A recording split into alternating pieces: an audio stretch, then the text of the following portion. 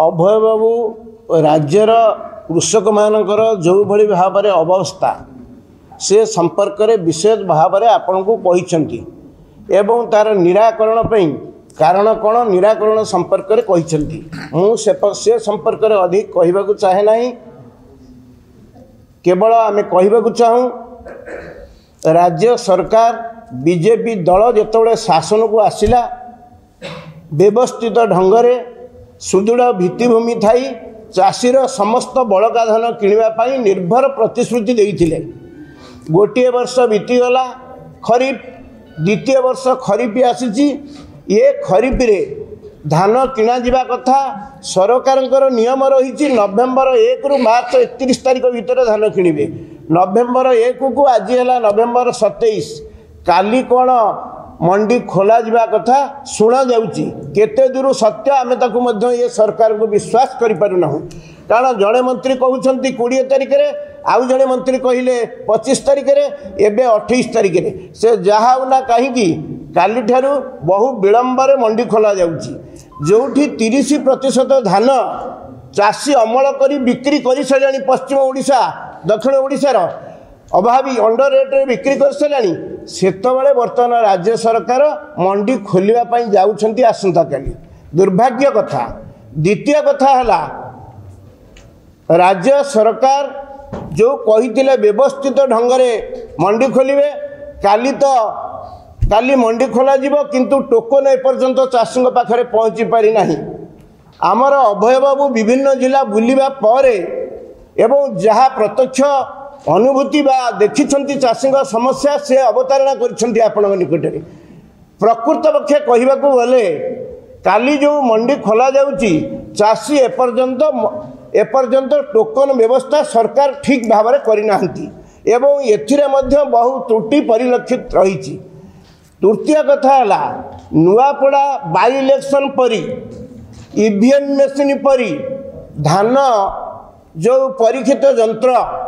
Analyser से त्रुटि रही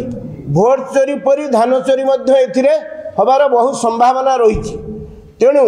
से सब संपर्क में मु न कही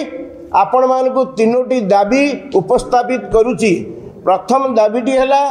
आसंता 14 तारीख रे कृषक मानक समस्या संविधान समस्या एवं आईन श्रृंखला समस्या ता सहित बेकारी समस्या जो बेरोजगारी समस्या एवं आपणकर दरदाम मूल्य वृद्धि समस्या यही सब समस्या को नहीं आसंता 14 तारीख रे कर देइछि दिल्ली रे महासमावेश गोटाए करा जिवो आंदोलन करा जिवो सेतिरे ओडिशार प्राय 10,000 रु अधिक लोक जीवाई स्थिर करा जाउथिबा बेले कांग्रेस कृषक सेल तरफ अभय बाबू नेतृत्व में 200 रु ऊर्ध्व चाषी निर्धारित समय सेठे उपस्थित रही आंदोलन को सकारात्मक ढंग से परिचालना करेंगे एवं मोदी शासन को आसवा पूर्वर नरेंद्र मोदी कहले स्वामीनाथन कमिटी सुपारिश आधार रे धानर सर्वनिम्न सहायक मूल्य 1.5 गुणा वृद्धि करा जिवो 1.5 गुणा वृद्धि करा जिबा तो दूरर कथा वर्तमान 2300 टंका उपरे 69 टंका दे 2369 टंका करिसेंती केंद्र सरकार एपर्यंत 1.5 गुणा बढ़िला नहीं कि आईन को किंबा एमएसपी को आईनगत ग्यारंटी मिलला नहीं ये दुईटी प्रतिश्रुति देइथिले नरेंद्र मोदी सरकार बीजेपी सरकार 11 वर्ष भितर आज मध्य से एमएसपी को ग्यारंटी देले नहीं कि धानर एमएसपी 1.5 गुणा वृद्धि हैला नहीं से कांग्रेस बारंबार आंदोलन करी चली आम 1.5 गुणा वृद्धि करने दाबी करुचु एवं 69 टंका बढ़ाई देइछंती राज्य सरकार शासन को आसवाई बीजेपी सरकार 2024 रे 800 टंका इनपुट सब्सिडी एमएसपी उपरे देई 3100 टंका किणवे बोली कहिथिले एवं किनिछंती स्वागत योग्य किंतु अपर पक्षरे कहबाको गले केते दिन एई भली भाव रे हाथ टका धन रे चासी चलिबो केतबेले बंद हम तार ठीक नहीं राज्य उपरे बोझ पड़ुची ये हूँ आम कर व्यवस्था ये कर व्यवस्था करा जाउची तेणु आमे दाबी करुचु 3100 टंका धानर क्विंटाल एमएसपी केंद्र सरकार करंतु राज्य सरकार जदि काटिबे ये 800 रु 69 टंका जहाँ अभय बाबू कहले प्रत्येक मंडी जगिब किसान कांग्रेस आंदोलन व्यापक करिब प्रशासन एवं शासक दल विरुद्ध रे ता सहित बंधुगण आमर गोटे गोदाम घर जेतिकी धान अमल होउची राज्य सरकार एपर्यंत केंद्र सरकार गोदाम घर कले नहीं राज्य सरकार को जो पैसा दौरान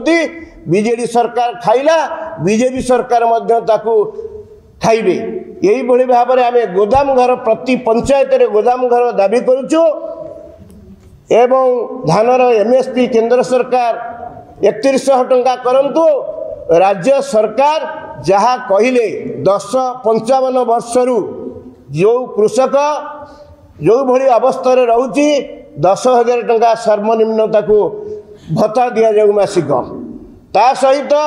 जो बीमा कंपनी गुड़िक टालटुल नीति प्रयोग करुछंती सरकार सहित सलासूत्र होकर कोटी कोटी टंका हड़प करुछंती प्रत्येक जगार सेमती गंजाम ठारू आरंभ कर बरगड़ सबु अंचल देखा देइछि तेणु बीमा कंपनी गुड़िक व्यवस्थित ढंग से सरकार सहित जो जोगसूत्र करी चाषी जमी हैरान न पड़ो जो भाया त्रुटिपूर्ण नीति रही एथरक परिवर्तन करी साहाय्य दिंतु विशेष खुशीर खबर आज भारत वर्ष महामहिम राष्ट्रपति ओडिशा गस्त करुछंती विधानसभा उद्बोधन देवे सबु विधायक माने रहिबे पूर्वतन विधायक माने रहिबे बुद्धिजीवी माने देखुछंती गणमाध्यम देखुची सबु राज्यवासी देखुछंती जदि पदुटिए कथा न बाहरिबो आमे जानिबु ए सरकारंकर तिळे मात्र केंद्र राज्यर दरद नाही चाषी मानक प्रति आज होउची माणबसा गुरुवार मध्य आजिर दिन में आपण माँ लक्ष्मी देवी की पूजा करुछंती से लक्ष्मी देवी जी काम करुछंती जो अन्नदाता कृषक भाई माने सेमानक पई आमे कहूचु विनम्रतार सहित आमे आपनक पाखरे मत रखुचु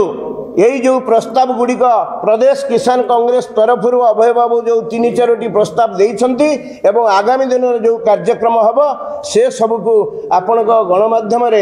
व्यापक भाव में प्रचार प्रसार करें आम निश्चित भाव में खुशी हेबू आपण मानकु आमे आशा करुचु आजिर दिनटी जेपरी चाषी मानक पई समर्पित हब। धन्यवाद।